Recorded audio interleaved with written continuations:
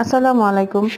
চলে আসছি আবারও একটা নতুন ভিডিও নিয়ে। তো আজকে হঠাৎ করে সন্ধ্যার সময় মনে হলো একটু জর্দা পোলাও রান্না করি। হাজবেন্ডের অনেক পছন্দ তাই। তো প্রথমেই দেখতে পেলেন আমি ফুড কালার দিয়ে পোলার চালটাকে বয়েল করে নিয়েছি 80% এর মতো। আর এদিকে একটা কড়াইয়ে তেল দিয়ে চিনিটাকে শিরা করতে দিয়েছি।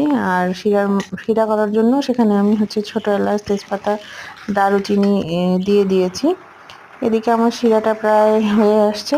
আর এদিকে আমার রাইসটাও মোটামুটি 80% এর মতো সিদ্ধ হয়ে গেছে। তো আমি এখন এটা ঠান্ডা পানি দিয়ে ধুয়ে নিব।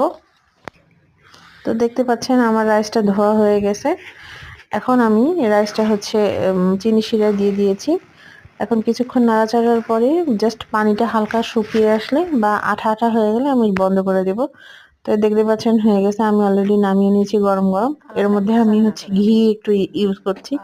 ঘি ইউজ করলে জর্দার টেস্ট এবং ফ্লেভার দুটোই অনেক সুন্দর হয়। সাথে মাওয়া, যেহেতু গুঁড়া দুধ ইউজ করছি, আপনারা চাইলে মাওয়া ইউজ করতে পারেন। আর সাথে কিছু বাদাম, কাজু কিশমিশ দিয়ে দিয়েছি, সেটা আমি দেখাতে ভুলে গিয়েছিলাম।